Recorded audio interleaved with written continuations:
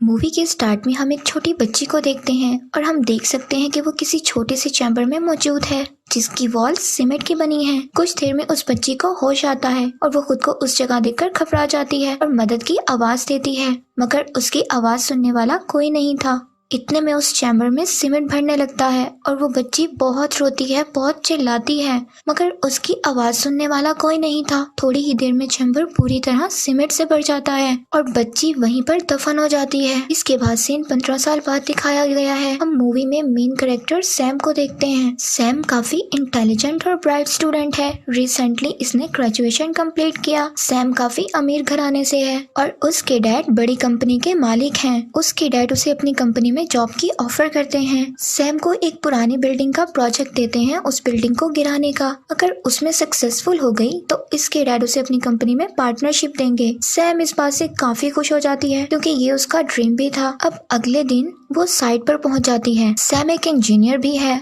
और उसे ये बिल्डिंग देखकर सब कुछ प्लान करना था, इसीलिए वो बाकी वर्कर से पहले ही एग्जामिन करने साइट पर आ जाती है। ये बिल्डिंग हालांकि काफी पुरानी हो चुकी है, मगर इसका आर्किटेक्चर देखकर वो हैरान होती है क्योंकि बिल्डिंग काफी खूबसूरत थी और ये सोचती है इसे काफी महारत लगी होगी इसे बनाने में। असल में ये बिल्डिंग जोसेफ नाम के किसी आदमी ने बनाई थी। सैम सोचती है कि जोसेफ जरूर ही कोई जीनियस होगा, वरना ऐसी जगह पर ऐसे बिल्डिंग बनाना नामुमकिन है क्योंकि ये एरिया इतना डेवलप नहीं है और यहाँ पर तो फोन का नेटवर्क भी नहीं आते। सैम जब अंदर आती है तो इसकी मुलाकात होती है एक औरत और उसके बेटे जिमी से, जो इस बिल्डिंग के केयर टेकर है और इसका बेटा जिमी है। वो केयर टेकर सैम को उसका रूम बताती है और जिमी सैम को उसका रूम दिखाने चला जाता है। यहाँ केयर टेकर सैम को कुछ बिल्डिंग की वैल्यूज और रूल्स बताती है। उसे कुछ भी करके 8 फ्लोर पर नहीं जाना, वो जोसेफ आर्किटेक्चर का रूम है, और सेकंड उसे कभी टेरेस पर नहीं जाना। सैम पहले ही इस बिल्डिंग के काफी इम्प्रेस हो गई थी, मगर यहाँ उसे काफी अजीब भी लगता था। जैसे जब वो कॉरिडोर से गुजरती है तो उसको बहुत ही अजीबोगरीब आवाजें सुनाई देती हैं। सैम शुरू में इस बात को इग्नोर करती है, लेकिन बाद में उसे शॉवर लेते वक्त एक बच्ची की आवाज सुनाई देती है।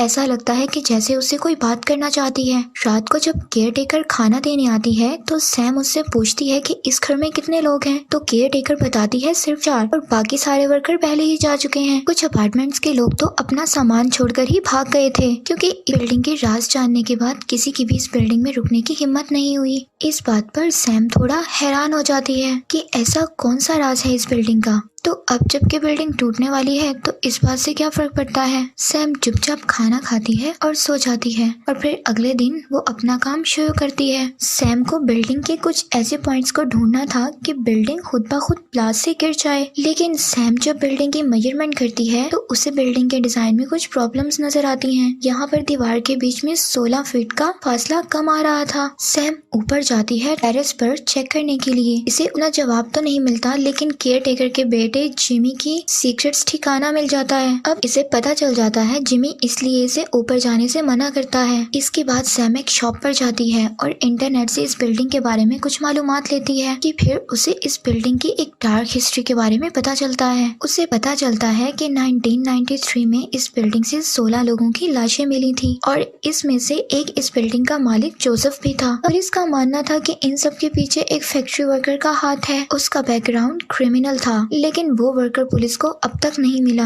ऐसे ही ये केस भी कभी सॉल्व नहीं हुआ। ये सब पता लगने के बाद सैम काफी शॉक्ड हो जाती है और अब उसे उस केयर टेकर की बातें भी समझ आ जाती हैं कि वो अब अपने घर जाने लगती है। रास्ते में उसे जिमी मिलता है, वो डॉग के साथ खड़ा होता है। सैम जिमी से पूछती है कि उसने झूठ क्यों बोला कि जोसेफ जिंदा है और छत पर भी जाने से मना किया। इसके बाद जिमी सैम को उस रात छत पर जाने का प्रॉमिस करता है, बट रात को अपनी मॉम के सो जाने के बाद। असल में वो केयर टेकर अपने बेटे जिमी को सैम से दूर रहने का कहती है और वो नहीं चाहती कि जिमी सैम से मिले, मगर जिमी को सैम अच्छी लगती है। दूसरी तरफ जब सैम बिल्डिंग पर मार्किंग कर रही होती है तभी अचानक एक आदमी उसकी तरफ आता है। ये आदमी भी इसी बिल्डिंग में रहता है क्योंकि इसके पास कोई और जगह नहीं है। ये बिल्डिंग का सेकंड एंड था। अब सैम के आने के बाद उसे पता चल जाता है कि अब उसे जाना है, इसलिए वो काफी अपसेट होता है। इसके बाद सैम जाती है उस बिल्डिंग के थर्ड और लास्ट एंड के पास। उसे वहाँ पर बहुत बहुत सी बुक्स दिखाई देती हैं जो कि सारी जोसेफ की थी, आर्किटेक्चर से रिलेटेड थी। सैम को उनमें से एक बुक मिलती है, प्रिमिटिव बिलीफ इन आर्किटेक्चर। वो बुक काफी इंटरेस्टिंग लग रही होती है, इसलिए सैम उस बुक को अपने पास रख लेती है। रात को जब वो बुक को पढ़ती है तो उसे काफी इंटरेस्टिंग चीजों के बारे में पता चलता है। यहाँ किसी इजिप्शियन प्रैक्टिस के बारे में पता चलता है। कहा जाता है कि बिल्डिंग बनाते हुए ह्यूमन सेक्रीफाइस करते थे।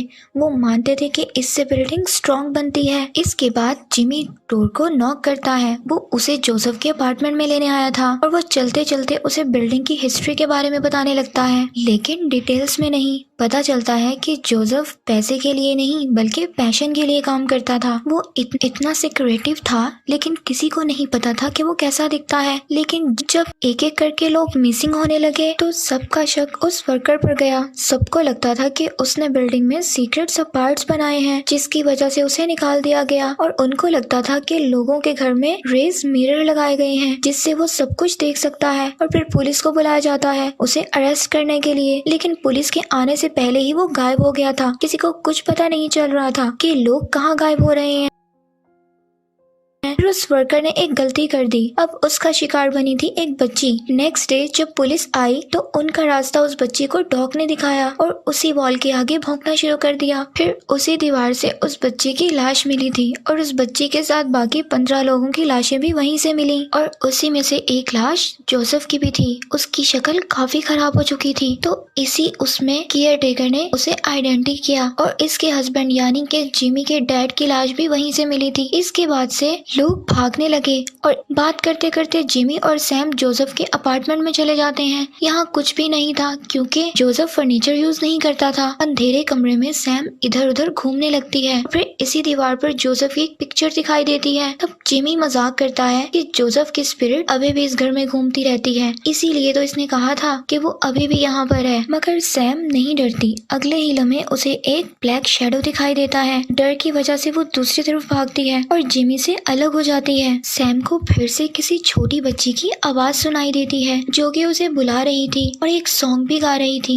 अब सैम की हालत काफी खराब हो चुकी थी, वो सेंसलेस होने वाली थी। तभी यहाँ पर जिमी उसका फर्स्ट एड करता है, लेकिन उसके इरादे कुछ खराब थे। वो सैम के साथ बदतमीजी करने की कोशिश करता है। इस वक्त सैम उसे डांट कर भगा देती है, मगर उसके जाने के बाद वो घर को देखने लगती है। इसी घर में छोटी बच्ची यानी कि जोली रहती थी। अचानक सैम को लगता है कि छोटी बच्ची उसको कुछ कहना चाहती है। फिर सैम सो जाती है। यहाँ पर उसको एक ड्रीम आता है, उसे दीवार से खून आता हुआ दिखाई देता है। जब वो चेक करने आती है तभी वो दीवार उसको अपने अंदर खींच लेती है, बिल्कुल उस छोटी बच्ची की तरह। उसे भी जिंदा दफनाया गया था। सैम फौरन उस सफोकेशन और स्ट्रगल को महसूस करती है। इसके बाद ऐसे एक्सपीरियंस से वो काफी डर जाती है। जब उसकी आंख खुलती है तो इसके रूम की दीवार पर क्रॉस का निशान नजर आता है। इसका मतलब कोई यहाँ पर आया था, पर कौन और कैसे? इसके बाद उसका फ्रेंड आता है उसे सरप्राइज देने के लिए, जिसे देखकर सैम बहुत खुश हो जाती है। वो अपने फ्रेंड को 8th फ्लोर पर दिखाने के लिए लेकर जाती है। जोसेफ का अपार्टमेंट खुला देखकर वो लोग इसके अपार्टमेंट में चले जाते हैं। वहाँ पर केयर टेकर भी होती है और जाते हुए डोर क्लोज कर देती है। ये लोग यहीं पर लॉक हो जाते हैं। तभी सैम को याद आता है कि जिमी ने कहा था कि यहाँ पर एक सीक्रेट पैसेज है, तो वो साइन ढूंढने लग जाती है। तभी उसे एक विंडो नजर आने लगती है जो कि ग्राउंड फ्लोर तक जाती है, ये गार्बेज रूम तक। तभी वो देखती है कि वहाँ पर कुछ होल सा बना हुआ है जिससे हर अपार्टमेंट का बाथरूम विजिबल है उसका। तभी वो समझ आती है उस दिन जो उसने विस्परिंग सुनी थी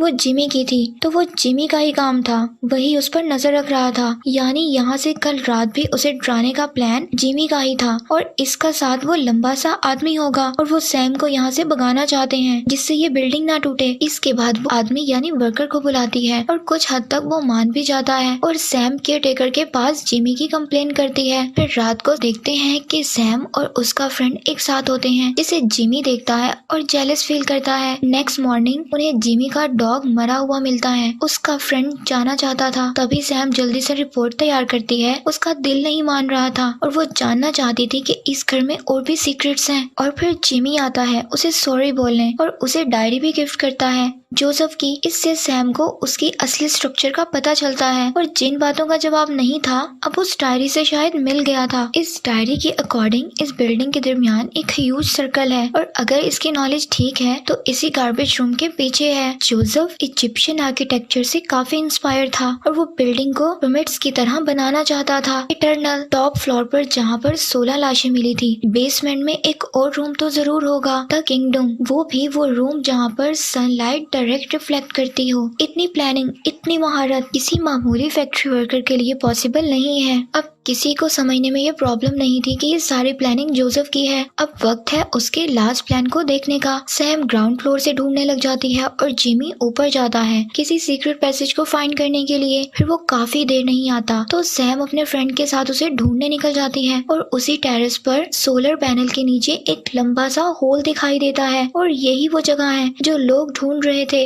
लेकिन जिमी दिखाई नहीं दे रहा था। तभी उसकी आवाज आती है नीचे से कि मुझे चोट लगी है और वो खुद नहीं आ सकता। तभी सैम अपने फ्रेंड को रस्सी पकड़ाकर होल में चली जाती है। जब वो थोड़ा सा नीचे आती है तभी कोई तीर मारकर उसके फ्रेंड का खून कर देता है और इसकी लाश सैम के ऊपर गिर जाती है। सैम बेहोश होकर नीचे गिर जाती है। कुछ देर बाद वो होश में आती है तो वो अपने आप को गड्ढे में पाती है एक स्ट्रेंजर के साथ। वो उसे कहता है कि जिमी ने तुम्हें बंदी बनाया है, वो अपने आप से तुम्हें दूर नहीं जाने दे सकता। उसे हमेशा से पहले ही सीक्रेट पैसेजेस के बारे में पता था, उसने डायरी पर तो सब कुछ लिखा था। सैम नहीं समझ पाती इस आदमी को इतना सब कुछ कैसे पता था।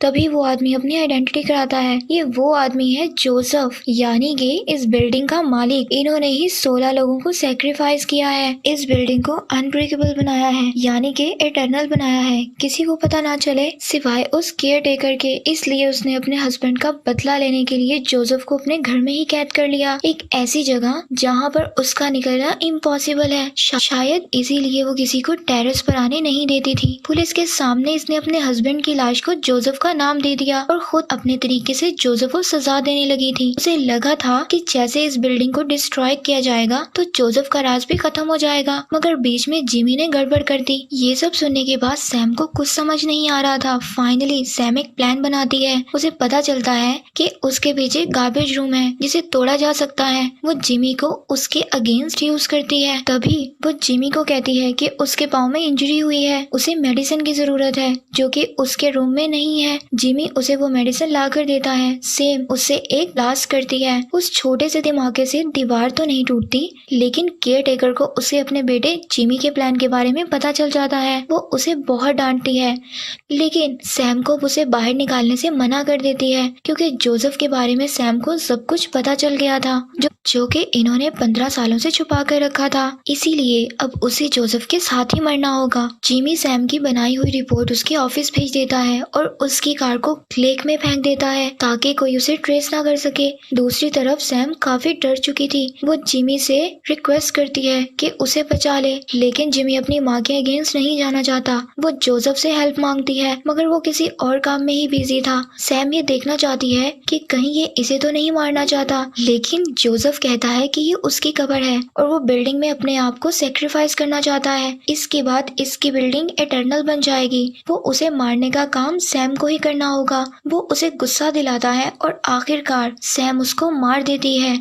इसके बाद जोसेफ एक बटन प्रेस करता है जिससे इसकी कब्र में सीमेंट फिल होने लगता है। उसने पहले ही सब कुछ प्लान किया होता है। इधर सैम के डैड अपने लोगों को लेकर आ गए थे। सैम को बताए हुए पार्ट्स पर बॉम्ब लगाए जाते हैं। सारी प्रिपरेशन हो जाती है और फाइनली बिल्डिंग को गिराने का काम कंप्लीट हो जाता है। वो सब लोगों को बाहर निकाल लेते हैं। जिमी कश्मकश में था कि वो ऐसे कैसे सैम को मरने दे सकता है। अचानक से ही बिल्डिंग में जाता है और वहाँ पर सीधा टेरेस पर चला जाता है। सैम नीचे गड्ढे में बेहोश पड़ी होती है। उसके मुंह से सैम का नाम सुनकर सभी उसके पीछे जाते हैं क्योंकि केयर टेकर ने उन्हें कहा था कि सैम जा चुकी है और उन्होंने यकीन भी किया था। इसके बाद सैम को रेस्क्यू कर लिया जाता है। तब तक जिमी अब समझ जाता है कि वो फंस चुका है, उसे जेल नहीं जाना था, इसीलिए वो उसी गड्ढे में कूदकर सुसाइड कर लेता है। इसके बाद उसकी माँ को अरेस्ट किया जाता है और सैम को हॉस्पिटलाइज किया जाता है और बिल्डिंग की डिमोलिंग को पोस्टपोन कर दिया जाता है।